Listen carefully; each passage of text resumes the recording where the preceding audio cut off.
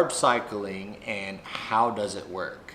Well, first off, guys, I do believe when it comes to carb cycling, compared to, let's say, a ketogenic style of diet, I would say carb cycling, in my personal opinion, because I do like my carbs, hopefully you guys do too, is a much more effective way to drop body fat, at least for an extensive period of time. If you're talking anywhere from 6 to 12 weeks, maybe for the shorter period of time, a ketogenic diet could benefit you in that way.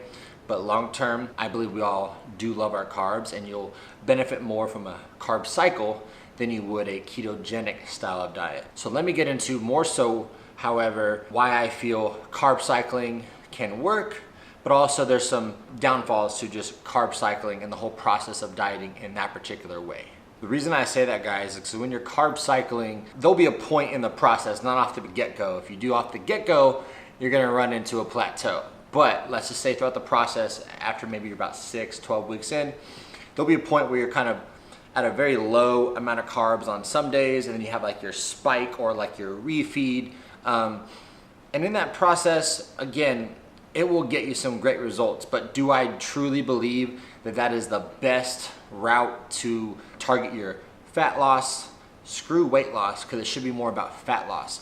Weight loss is great, but when you guys are trying to lose weight, quote unquote, you're really trying to lose fat. Let's be honest. If I can weigh 300 pounds, that's a lot for me, but that's a kind of over exaggeration. But if I had to weigh 300 pounds and look shredded, sure. But if I had to weigh 200 pounds and lose the weight, but then lose all the muscle in the process, that's not what we want. So the weight isn't what we're trying to do. We're trying to drop the body fat, and you guys will realize throughout the process, the leaner you get, it almost appears like you're getting bigger, because you're usually going to be keeping or adding on muscle if you're doing it correctly, while trimming down the body fat. And if you guys don't know, 5 pounds of body fat takes up about that much room, and 5 pounds of muscle takes up about that much room. So somebody who's leaner sometimes can appear bigger because he's a little bit more sculpted, has a little bit better shape. But at the end of the day, guys, we want to target body fat, not so much just the weight. So what is carb cycling? Now you guys are probably wondering. Again, guys, it's not overly complicated, but to kind of simplify the process, if your guys' daily maintenance is, let's just say, 300 grams of carbohydrates to get your guys' base diet, which I've explained in previous videos, but if your base diet recommends or requires you guys to be at around 300 grams for your maintenance or base diet, when you guys are carb cycling, you might drop that down to, let's say, around 200 at the beginning, and then it'll continue to trickle away till maybe eventually on that particular day, you're almost down to like a keto style diet where you're roughly 50 or less. That's what you would do for those lower days, right? You would continue to pull away as you progress through your program. And then of course there's no set amount of days as to, you're not gonna do 3 days with a refeed, you're not gonna do 4 days with a refeed or 5 days with a refeed. The thing is it's all based off of the person, individual. There's no set amount of days, as to how long the low days are gonna continue before you have the refeed day. That is kind of based off of the individual, because we're all a little bit different. Me being a competitor, guys, I've certainly gone through enough preps, photo shoots, little mini vacations where I'm going to the beach of some sort. So I understand what it means to carb cycle towards the end, but throughout the process, I have a little bit different philosophy and techniques when I want to dial in for a show or a photo shoot or whatever it may be, because at the end of the day, I understand I'm not trying to crash diet myself, and there's a different way to look at it. Like, I like to just slowly take it away and slowly add the cardio in the process, and you will have a lot more energy throughout the whole entire process. You're not going to be losing muscle, because if you're doing it slowly and progressively and listening to your guys' body and not trying to rush the process. Sure, I can give you no carbs for the next 5 weeks.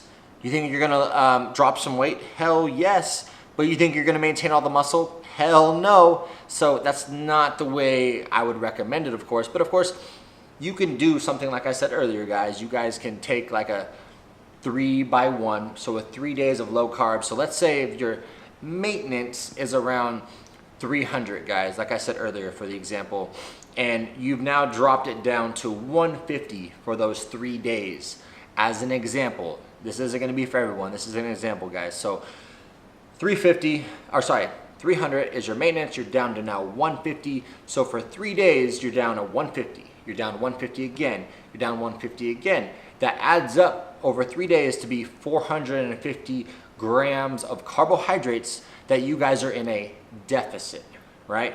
Does that make sense? So 150 times 3 is 450 grams of carbohydrates. So on that 4th day, guys, you're gonna go back to your maintenance, right? Which is about 300 grams, as we said earlier. So for 3 days, you were in a deficit of 150 each. So 3 days times 150 comes out to 450 grams of carbohydrates. So you wouldn't necessarily add all 450 back on top of the 300, which would make it 750, but rather than, you still want to be in a deficit. You're gonna feel a little bit depleted. You're probably like in your first phase of the carb cycling, so you shouldn't be too depleted, you shouldn't be too tired. When you get further into this process, your body probably will get a little bit more tired as this process continues, but for now, you can do something like add half of that amount, right? So if you do like, let's say an extra 225, which would be half of the 450, you would still be in a deficit, right? But now you got a day that has a lot more carbs, and obviously we're just gonna simply take the amount of carbohydrates you already have and enhance that to each individual meal. So each meal will look a little bit heavier, but it will feel a day that you probably wanna train a bigger body part, like maybe your back or your legs that day, to really give it a nice pump, but again, fill it back out. And then you're gonna kind of continue to repeat this process. However, the reason why it sounds all exciting and fun, but like again, the reason why I have a little different approach to carb cycling, or why I don't feel that it is the absolute best, even though some people will say keto is the best, and some people say a regular based diet without kind of like a linear diet is best. They're all, you know, their own personal opinions. And I have my own personal opinion, but again, my personal opinion is to do it right, to where it's something that you can do and kind of base your lifestyle around, so you're not feeling so restricted one way or the other. Because when you're carb cycling, when you get towards the end, you have no carbs to play with. Your meals are what? Limited. And when you are going into a keto diet, and again, it's kind of like the lowest aspect of the carb cycle, because there's basically no added carbs besides maybe around 50 or so grams. Again, you're kind of limited on your food choices. So that's why I personally prefer the linear diet, but I'll kind of continue to explain to you why those are my beliefs. The reason why I believe a linear diet versus, let's say, a keto or a carb cycle is best, guys, is because when you guys are traveling and you guys are, let's say, even just going out with your friends on the weekends, whatever that may be, those are times where a keto or a carb cycle sometimes can be hard to stick to your diet. Where if you have a linear diet, you have a nice balance between your protein, carbs, and fats. Of course, based off the individual, your fats might be slightly higher, or your carbs might be slightly lower, or vice versa. In that process, you must understand, your body doesn't necessarily work on a 24-hour time clock. Your body doesn't know what time of the day it is, essentially.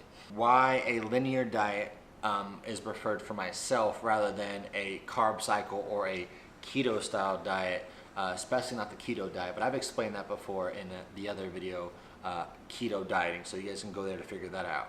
But between the three, if I had to pick one, obviously the linear diet is my favorite one, because I feel like it's more something, it's more of a lifestyle approach to dieting, and it should be more of a lifestyle approach, not dieting once again. Because again, your body doesn't work on a 24-hour time clock, guys. It really doesn't. You know, yes, your body knows when it's morning, it knows when it's nighttime, and that's kind of through your sleep cycles and so forth. But your body, well, for one, I don't want you guys having to weigh yourself every single day. You shouldn't do that. That is a stressful thing to do, and you guys will not enjoy that. For example, guys, as I was saying, let's use myself, okay? So let's say I'm roughly at 550 for my maintenance days. And then on my low days, we'll be down to roughly around like 200. So over the course of a weekly period, not a 24-hour time clock, because it doesn't work that way, but over a week period's time, I have 2 days of the 550, which will come out to 1100 calories, or sorry, not calories, carbohydrates, not calories. And then we're gonna have 5 days of the 200 grams of carbohydrates, which will be 1,000. So over the course of a week, we're gonna have 2,100 carbohydrates. So over the course of the 7 days, you could have, at the same time, rather than having a massive high day and then about 5 low days, you could have had kind of right in the middle in between those 2 days and done something more like 300 grams, which would have been more of a linear style diet, not like a carb cycle, and certainly not a keto diet, and would have really delivered the same amount of results, because the weight or the amount of fat or even muscle gained, depending on your goals of course, but it really would have given you essentially the same result. And it gives you a little more freedom to kind of adjust however you want and have a little more flexibility within those ranges. But when you're at a super low, you don't get as much carbohydrates, so you have to kind of restrict yourself to certain areas.